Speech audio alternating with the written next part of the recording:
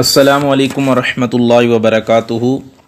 الحمدللہ رب العالمین والصلاة والسلام علی سید الانبیاء والمرسلین، اما بعد فاعوذ باللہ من الشیطان الرجیم، بسم اللہ الرحمن الرحیم۔ انشاءاللہ عز وجل آج وضو کے فرائض، وضو کی سنتیں، وضو کے مستحبات اور وضو کے مکروہات اور اسی طرح نواقض وضو بیان کیے جائیں گے۔ سب سے پہلے یہ بات یاد رکھ لیں کہ وضو کے 4 فرض ہیں اور قرآن کریم سے ثابت ہیں۔ سورہ مائدہ کی آیت نمبر 6 میں اللہ تعالیٰ ارشاد فرماتا ہے، اعوذ باللہ من الشیطان الرجیم، بسم اللہ الرحمن الرحیم، یا ایہا الذین آمنوا اذا قمتم الی الصلاۃ فاغسلوا وجوہکم وایدیکم الی المرافق وامسحوا برؤوسکم وارجلکم الی الکعبین۔ اللہ فرماتا ہے، اے ایمان والو، جب تم نماز کا پختہ ارادہ کر لو تو اپنے چہروں اور اپنے ہاتھوں کو کونیوں سمیت دھو لو اور اپنے سروں کے بعد حصے کا مسح کرو اور پاؤں کو ٹخنوں سمیت دھو لو۔ یہ سورہ مائدہ آیت نمبر 6 ہے۔ اب یہاں پہ سب سے پہلے یہ بات یاد رکھیں کہ لفظ وضو واو کے اوپر پیش یا واو مضموم کے ساتھ یہ مصدر ہے، اس کا مطلب ہوتا ہے طہارت حاصل کرنا، اور واو کے اوپر زبر ہو واو مفتوح کے ساتھ وضو، تو اس چیز کو کہتے ہیں جس چیز کے ساتھ وضو کیا جاتا ہے، یعنی پانی، آلہ طہارت، بلکہ پانی، اور وضو ہو تو اس کو آلہ طہارت کہتے ہیں، جیسے لوٹا وغیرہ۔ اب یہاں پہ آپ یہ بات بھی یاد رکھ لیں کہ فرائض یہ فریضہ کی جمع ہے۔ فرض یا فریضہ وہ کام ہے جس کی ادائیگی ضروری ہو، اور فرائض آپ کو بتایا ہے، وضو کے جو 4 فرض ہیں وہ قرآن سے ثابت ہیں۔ میں نے آیت پڑھی ہے، اس سے یہ 4 فرض ثابت ہوتے ہیں۔ پہلا فرض ہے چہرے کا دھونا۔ لمبائی میں اس کی حد پیشانی کی ابتدائی سطح سے لے کر ٹھوڑی کے نیچے تک ہے، یعنی جہاں سے بال اگنے کی ابتدا ہوتی ہے وہاں سے لے کر ٹھوڑی کے نیچے تک یہ لمبائی ہے، اور چوڑائی میں اس کی حد وہ جگہ ہے جو 2 کانوں کی لو کے درمیان ہے۔ ایک کان کی لو سے لے کر دوسرے کان کی لو تک جتنی بھی جگہ ہے، یہ جو ہے چوڑائی کہلاتی ہے۔ دوسرا فرض ہاتھوں کو کونیوں سمیت دھونا۔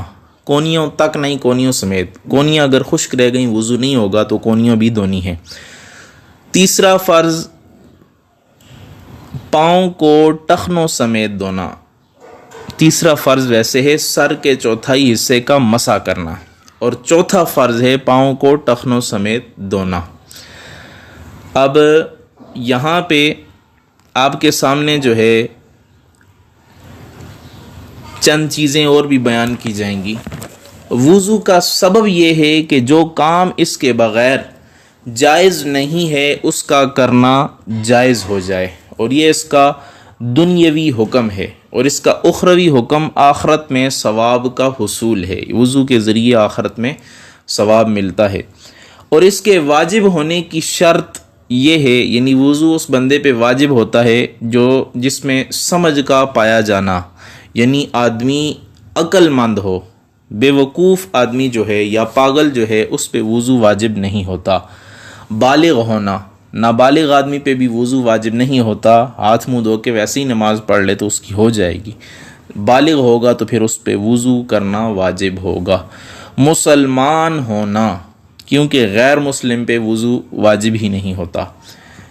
کافی پانی کے استعمال پہ قادر ہونا، یعنی اتنا پانی موجود ہے کہ آدمی وضو کر سکے، اور کوئی آدمی اگر جنگل میں ہے اور اتنا پانی ہے کہ کھانے کے لیے ہی ہے، کلو ایک پانی ہے کہ اس کو پینے کے لیے استعمال ہی کر سکتا ہے، اور پانی نہیں ہے تو اس کے لیے بہتر ہے تیمم کرے اور اس پانی کو کھانے اور پینے کے لیے استعمال میں لائے۔ حدث کا پایا جانا۔ حدث کی 2 صورتیں ہوتی ہیں، جنبی ہو جانا اور بے وضو ہونا۔ جنبی ہو جانا یعنی غسل فرض ہو جانا، پہلے کو حدث اکبر یعنی جنبی ہو جانے کو حدث اکبر کہتے ہیں، اور بے وضو ہو جانے کو حدث اصغر کہتے ہیں۔ حدث اکبر کی صورت میں غسل فرض ہوتا ہے اور حدث اصغر کی صورت میں وضو فرض ہوگا۔ اگر حدث نہ ہو تو وضو فرض نہ ہوگا، البتہ محض ثواب حاصل کرنے کی نیت سے کیا جا سکتا ہے۔ مثلا کسی آدمی کا وضو ہے، اب اس کا وضو ٹوٹا نہیں ہے کسی وجہ سے بھی، نماز کا ٹائم اب دوبارہ ہو گیا ہے، تو اب دوبارہ وضو پہ وضو کرنا چاہے تو یہ نور علی نور ہے۔ حیض و نفاس کا نہ ہونا، اگر حیض اور نفاس ہوا تو اس صورت میں وضو نہیں ہو سکتا، نہ ہی اس صورت میں وضو واجب ہوتا ہے۔ حیض وہ خون ہوتا ہے جو تندرست عورت کو ہر ماہ کم از کم 3 دن اور زیادہ سے زیادہ 10 دن آتا ہے، اور اسے ماہواری بھی کہتے ہیں۔ اور نفاس کا خون بچے کی پیدائش کے بعد آتا ہے، اور اس کی کم سے کم کوئی مدت نہیں ہے اور زیادہ سے زیادہ 40 دن ہے۔ چونکہ حیض و نفاس کی حالت میں طہارت حاصل نہیں ہو سکتی، لہٰذا ان کی موجودگی میں وضو واجب نہیں ہوگا۔ وقت کا تنگ ہونا، یعنی وقت بہت زیادہ تنگ ہو تو اس وقت وضو کرنا بھی ضروری ہوتا ہے۔ اگر اتنا وقت تنگ ہو کہ آدمی جو ہے وضو کرے گا اور وضو کرتے کرتے مکمل وضو کرے گا، اس کی جو سنتیں ہیں وہ کرتے کرتے اس کی نماز کا ٹائم ہی ختم ہو جائے گا، تو ایسے آدمی کو چاہیے کہ صرف 4 فرض ادا کر لے۔ سنتیں، وضو کی جو سنتیں ہیں اور وضو کے جو مستحبات ہیں ان کو ترک کر دے، صرف 4 وضو کے جو فرض ہیں ان کو ادا کر کے فوراً فرض ادا کر لے تاکہ اس کی نماز پوری ہو جائے۔ اگر وقت تنگ ہو تو کوشش تو یہ کرنی چاہیے کہ اول وقت میں نماز پڑھ لینی چاہیے۔ یہ چیزیں آپ نے اچھی طرح یاد رکھنی ہیں۔ پھر وضو کے صحیح ہونے کی 3 شرطیں ہیں۔ اعضائے وضو پر پانی کا پہنچ جانا، یعنی اعضاء جو ہیں، جو وضو کے اعضاء ہیں، ان میں سے ہر اعضاء پہ کم از کم پانی کے 2 قطرے پہنچ جائیں، 2 قطرے بہہ جائیں۔ تو یعنی جو آدمی وضو کر رہا ہے تو اس کے اعضاء سے پانی کے قطرے جو ہے وہ گر جائیں، صرف ہاتھ تر کر کے اس کے اوپر رکھ دینا یہ کافی نہیں ہوگا۔ جب تک پانی کے 2 قطرے اوپر سے بہہ نہیں جاتے وضو درست نہیں ہوگا۔ جو چیز وضو کے خلاف ہے، مثلا حیض، نفاس اور حدث وغیرہ کا ختم ہو جانا، یہ چیزیں جب ختم ہو جائیں گی تو اس کے بعد وضو ہوگا۔ یعنی جب وضو کر رہا ہے اس وقت پیشاب کے قطرات نہ آ رہے ہوں یا ہوا خارج نہ ہو رہی ہو، اور معذور کے لیے اور حکم ہے، وہ حکم بھی آگے انشاءاللہ بیان کیا جائے گا۔ اس کے علاوہ اور جس چیز بھی جسم تک پانی پہنچنے میں رکاوٹ بنتی ہے اس کا دور ہونا، مثلا موم اور چربی وغیرہ، کہ یہ پانی جو ہے وہ جسم تک نہیں پہنچنے دیتی۔ پانی کا جسم تک پہنچنا یہ ضروری ہے۔ جسم پہ چربی یا موم لگی ہو تو پانی ان چیزوں کے اوپر سے گزر جاتا ہے اور جسم تک نہیں پہنچتا، لہٰذا پہلے چربی وغیرہ کو دور کیا جائے۔ اس طرح عورتیں ناخنوں پر ناخن پالش لگاتی ہیں، اس کی وجہ سے بھی پانی نہیں پہنچتا۔ اس طرح بے وضو نماز پڑھی جاتی ہے جو ادا نہیں ہوتی۔ مسلمان بہنوں کو اس بات کا خاص خیال رکھنا چاہیے، البتہ مہندی لگی ہوئی ہو تو کوئی حرج نہیں ہے۔ اس کے بعد ہم انشاءاللہ فرائض وضو کی تکمیل پڑھتے ہیں، یعنی جن سے وضو کے جو فرائض ہیں ان کی تکمیل ہوتی ہے، وہ چیزیں کیا ہیں۔ جن اقوال پر فتویٰ دیا جاتا ہے ان میں سب سے زیادہ صحیح اور مفتہ بھی قول یہ ہے کہ گھنی داڑھی کے ظاہر کو دھونا واجب ہے۔ اگر کسی آدمی کی بہت زیادہ گھنی داڑھی ہے کہ اس کے اندر سے نیچے جلد چہرے کی نظر نہیں آتی تو اوپر سے داڑھی کو دھونا یہ واجب ہے، اور پتلی داڑھی کی جلد تک پانی پہنچانا ضروری ہے۔ اتنی پتلی داڑھی ہے کہ بیچ میں سے جلد نظر آتی ہے تو پھر جلد تک پانی پہنچانا ضروری ہے، اور ان بالوں تک پانی پہنچانا ضروری نہیں ہے جو چہرے کے دائرے سے لٹکے ہوئے ہوں۔ جو چہرے کے دائرے سے لٹکے ہوتے ہوں بال، ان تک پانی پہنچانا یہ ضروری نہیں ہے۔ اور ہونٹوں کے ملنے کے وقت جو جگہ چھپ جاتی ہے اس تک پانی پہنچانا بھی ضروری نہیں۔ عام طور پر ہم خاموش ہوتے ہیں تو ہونٹوں کی جو جگہ اندر ہوتی ہے اور کچھ ہونٹوں کی جگہ باہر ہوتی ہے، جو اندر ہوتی ہے ان کو دھونا ضروری نہیں ہے، تو عام صورتحال میں جو ہونٹ باہر ہوتے ہیں ان کا دھونا ہی ضروری ہے۔ اگر انگلیاں مل جائیں یا ناخن لمبے ہو کر پوروں کو ڈانپ لیں یا ان میں ایسی چیز ہے جو پانی کے پہنچنے سے مانع ہے، مثلا گوندا ہوا آٹا، تو اس کے نیچے کا حصہ دھونا واجب ہے، تو اس کے نیچے کا حصہ یہ دھونا واجب ہوگا۔ تو یاد رکھیں کہ انگلیوں کے مل جانے سے درمیان کا کچھ حصہ جو ہے وہ خشک رہنے کا خدشہ ہوتا ہے، تو ناخن لمبے ہوں تو ان کے نیچے پانی نہ پہنچنے کی وجہ سے جگہ خشک رہ جائے گی اور اس طرح وضو نہیں ہوگا۔ اسی طرح گوندا ہوا آٹا ناخنوں کے نیچے ہو تو پانی نہیں پہنچ سکتا، لہٰذا ان تمام صورتوں میں جب تک احتیاط کے ساتھ جسم تک پانی نہ پہنچایا جائے وضو نہیں ہوگا۔ یہاں پہ ایک بات اور بھی نوٹ فرما لیں کہ آج کل ناخن بڑھانا فیشن بن چکا ہے، خصوصاً یا بالخصوص عورتوں میں یہ بات عام ہو چکی ہے، حالانکہ اسلام نے ناخن تراشنے کا حکم فرمایا ہے۔ حضرت سیدنا ابو ہریرہ رضی اللہ تعالیٰ عنہ سے مروی ہے، کریم آقا صلی اللہ تعالیٰ علیہ وآلہ وسلم نے ارشاد فرمایا 5 باتیں فطرت میں سے ہیں، زیر ناف بال صاف کرنا، ختنہ کروانا، مونچھیں کٹوانا، بغلوں کے بال صاف کروانا اور ناخن ترشوانا۔ یہ حدیث جامع ترمذی میں موجود ہے۔ لہٰذا ناخن بڑھانا اور نہ ترشانا یہ فطرت انسانی کے بھی خلاف ہے اور اسلامی تعلیمات کے بھی خلاف ہے۔ اس سے کھانا بھی مکروہ ہوتا ہے اور وضو نہ ہونے کی وجہ سے نمازیں بھی خراب ہوتی ہیں، اس لیے مسلمان بہنوں کو اس بری رسم سے بچنا چاہیے۔ اس کے علاوہ میل کچیل اور مچھر وغیرہ کی بیٹ پانی کے پہنچنے کو نہیں روکتی، یعنی میل ہے تو اس سے پانی پہنچ جاتا ہے۔ تنگ انگوٹھی کو حرکت دینا واجب ہے، اگر کسی نے تنگ انگوٹھی یا کڑے وغیرہ پہنے ہوئے ہیں تو ان کو حرکت دینا تاکہ پانی نیچے تک پہنچ جائے، یہ ضروری ہے۔ اگر پاؤں کے زخموں کو دھونا تکلیف دیتا ہو تو اس دوائی پر سے پانی گزارنا جائز ہے جو زخم میں لگائی ہے، اس کے اوپر سے پانی گزار لیں تاکہ اندر زخم کے نہ چلا جائے، تو یہ جائز ہے۔ سر منڈانے کے بعد بالوں کی جگہ پر دوبارہ مسح نہ کیا جائے اور نہ ہی اسے دھویا جائے۔ کسی آدمی کا وضو تھا، اس نے بال کٹوائے تو دوبارہ وضو ضروری نہیں ہے، اس کا وضو ہی ہے۔ ناخنوں اور مونچھوں کو کاٹنے کے بعد بھی دوبارہ وضو کرنے کی ضرورت نہیں ہے۔ وضو تھا، ناخن کاٹے یا بال کاٹے یا مونچھیں کاٹی تو دوبارہ وضو کرنے کی ضرورت نہیں ہے۔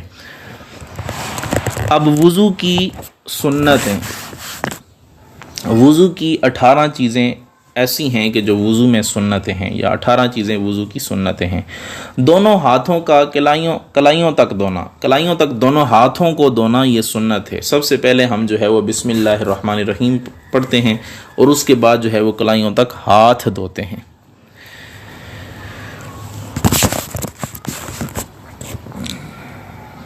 اور اس کے بعد دوسری سنت ہے ابتداء میں بسم اللہ الرحمن الرحیم پڑھنا، یعنی بسم اللہ الرحمن الرحیم پڑھنا یہ بھی سنت ہے۔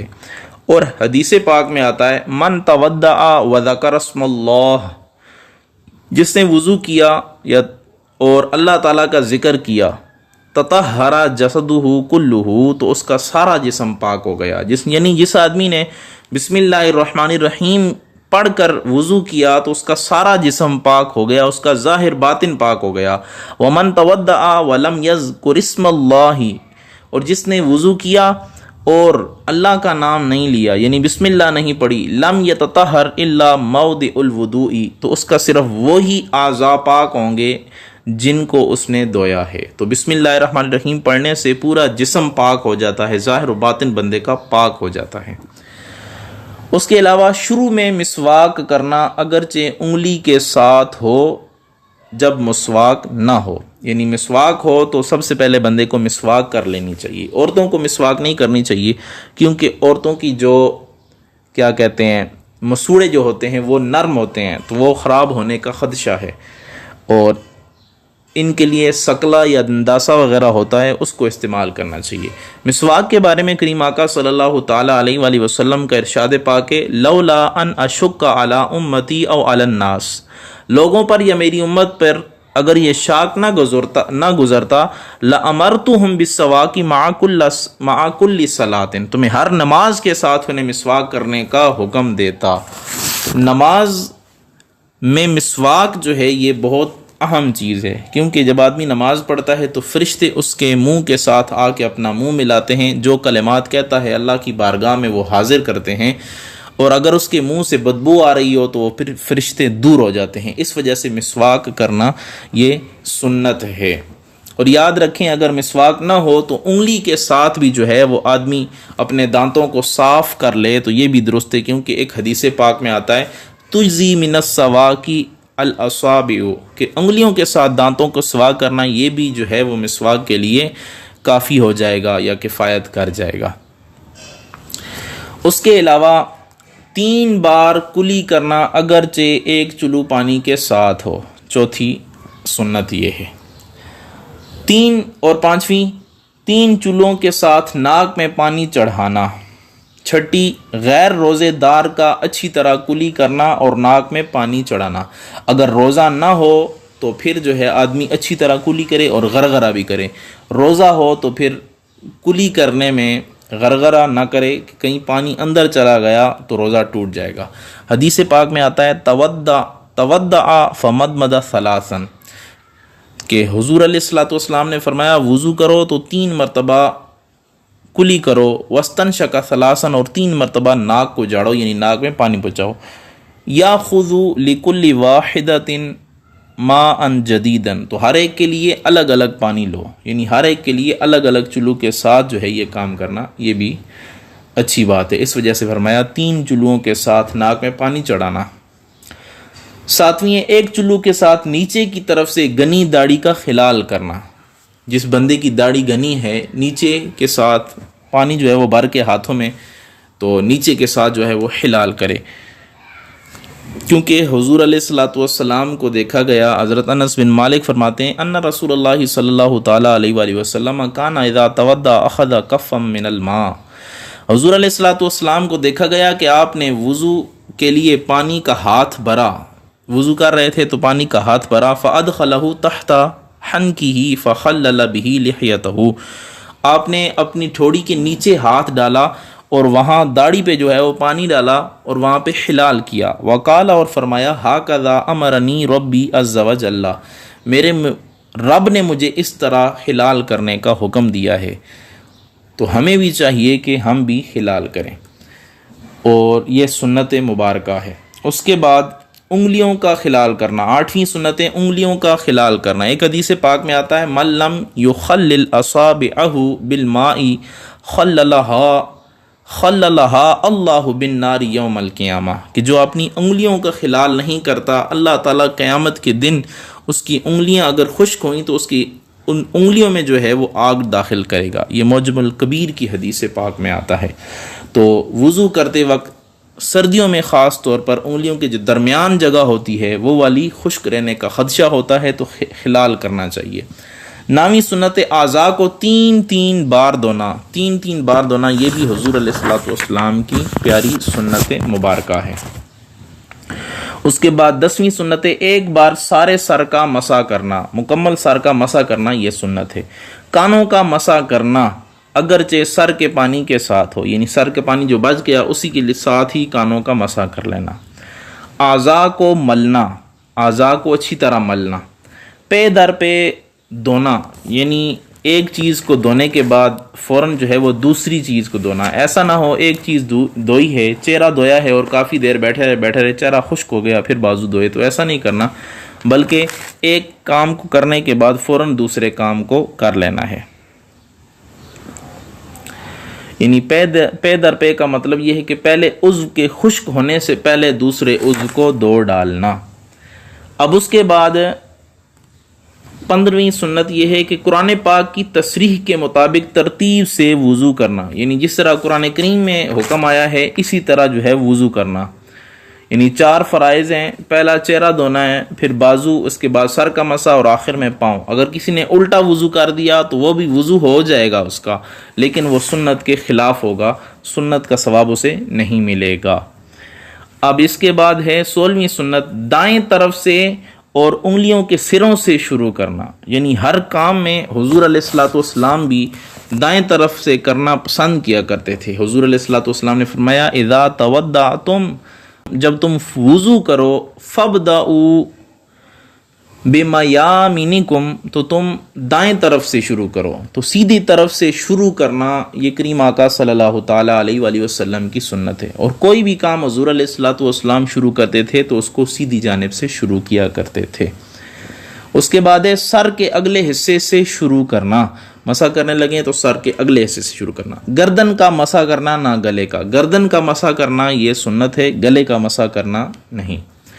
اور علماء فرماتے ہیں کہ یہ جو آخری 4 باتیں ہیں یہ سنتیں نہیں ہیں بلکہ یہ مستحب ہیں، تو ہمیں چاہیے کہ ان مستحب پہ بھی عمل کریں۔ جو آدمی مستحب پر بھی عمل کرتا ہے تو اسے ثواب ملتا ہے۔ اب مستحبات وضو میں 14 چیزیں مستحب ہیں۔ بلند جگہ پر بیٹھنا تاکہ وضو کرتے وقت پانی جو ہے وہ کپڑوں تک نہ پہنچ جائے اور کپڑوں کو گندا نہ کر دے۔ قبلہ رخ بیٹھنا جو ہے یہ بھی مستحب عمل ہے۔ دوسرے آدمی سے مدد نہ لینا، آدمی اگر درست ہے، بیمار نہیں ہے تو اپنی مدد آپ کے تحت وضو کرے، یہ نہ ہو کسی اور کو لوٹا وغیرہ پکڑا کے اور کہے کہ پانی ڈالو میں وضو کر لوں۔ دنیاوی گفتگو نہ کرنا بھی یہ مستحب عمل ہے۔ دل کی نیت اور زبان کے فعل کو جمع کرنا، دل میں یہ نیت ہو اور زبان کے ساتھ بھی اگر کوئی آدمی نیت کر لے تو یہ بہتر ہے۔ سنت سے ثابت دعا مانگنا، جو سنت سے دعائیں ثابت ہیں وہ مانگنا، وہ بھی انشاءاللہ ہم ابھی پڑھتے ہیں۔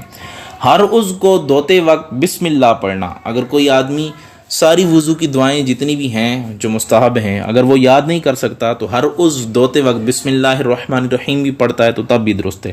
سب سے چھوٹی انگلی کو کانوں کے سوراخ میں ڈالنا، کشادہ انگوٹھی کو حرکت دینا، یہ بھی مستحب عمل ہے۔ دائیں ہاتھ سے کلی کرنا اور ناک میں پانی ڈالنا، ناک بائیں ہاتھ سے جاڑنا، یہ 11واں مستحب ہے۔ غیر معذور کا وقت کے داخل ہونے سے پہلے وضو کر لینا، یعنی وقت داخل نہیں ہوا اور اس سے پہلے وضو کر لیا غیر معذور آدمی کا، یہ درست ہے۔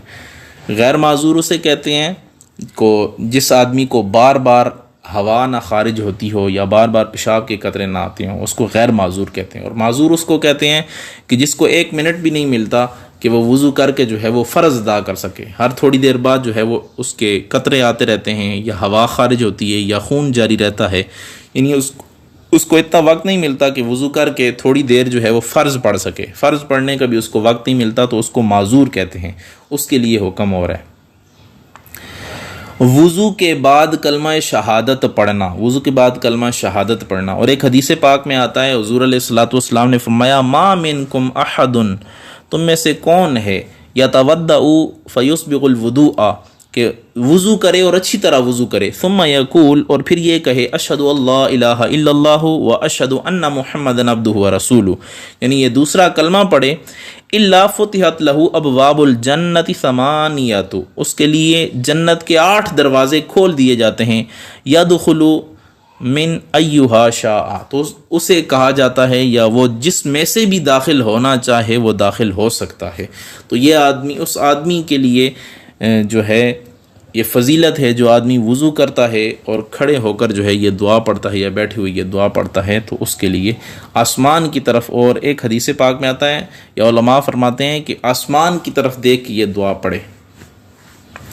اس کے علاوہ وضو کا بچا ہوا پانی کھڑے ہو کر پینا اور یہ دعا مانگنا، آخر میں یہ دعا مانگنا، اللہم اجعلنی من التوابین وجعلنی من المتطہرین، یا اللہ مجھے زیادہ توبہ کرنے والوں اور زیادہ خوب پاک صاف رہنے والوں میں سے بنا دے۔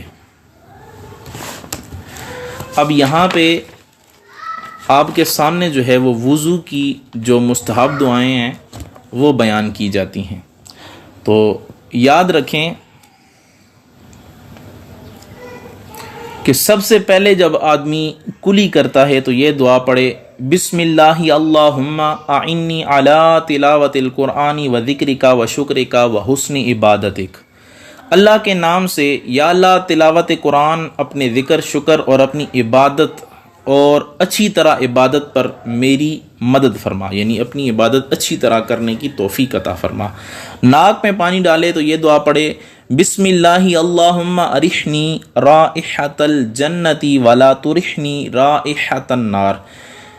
اللہ کے نام سے یا اللہ مجھے جنت کی خوشبو سونگانا اور جہنم کی بو نہ سونگانا۔ چہرہ دھوتے وقت یہ دعا پڑھے، بسم اللہ اللہم بید وجہی یوم تبید وجوہ وتسود وجوہ۔ اللہ کے نام سے یا اللہ اس دن میرا چہرہ سفید رکھنا جس دن بعد چہرے سفید ہوں گے اور کچھ چہرے سیاہ ہوں گے۔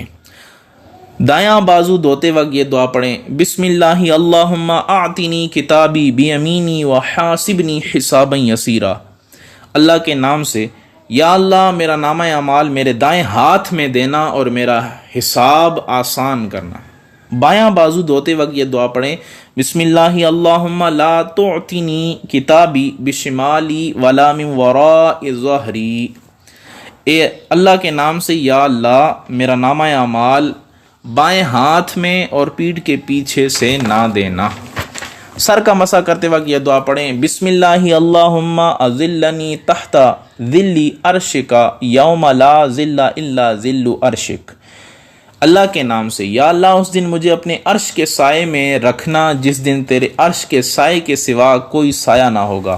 کانوں کا مسح کرتے وقت بسم اللہ اللہم اجعلنی اللہم اجعلنی من الذین یستمعون القول فیتبعون احسنہ۔ اللہ کے نام سے یا اللہ مجھے ان لوگوں میں سے کر دے جو تیری بات کو غور سے سنتے ہیں اور اچھی طرح باتوں کی پیروی کرتے ہیں، یا اچھی باتوں کی اچھی طرح پیروی کرتے ہیں۔ گردن کا مسح کرتے وقت بسم اللہ اللہم اعتق رقبتی من النار۔ اللہ کے نام سے یا اللہ میری گردن کو جہنم کی آگ سے آزاد رکھنا۔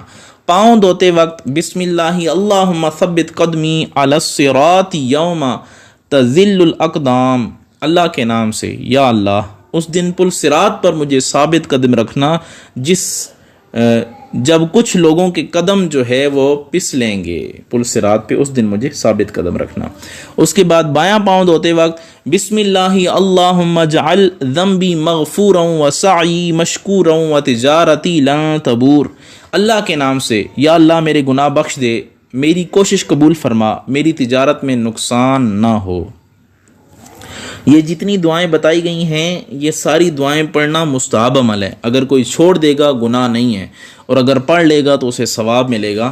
اور کوئی آدمی اگر ہر عضو دھوتے وقت یہ دعائیں یاد نہیں کر سکتا تو صرف بسم اللہ الرحمن الرحیم بسم اللہ الرحمن الرحیم بھی پڑھتا رہے گا تو اس کو بھی ثواب ملتا رہے گا۔ اب وضو کے مکروہات اور وضو کی اقسام اور اس کے علاوہ جو ہے جن چیزوں سے وضو ٹوٹتا ہے اور جن چیزوں سے وضو نہیں ٹوٹتا وہ انشاءاللہ اگلی کلاس میں بیان کی جائیں۔ السلام علیکم ورحمۃ اللہ وبرکاتہ۔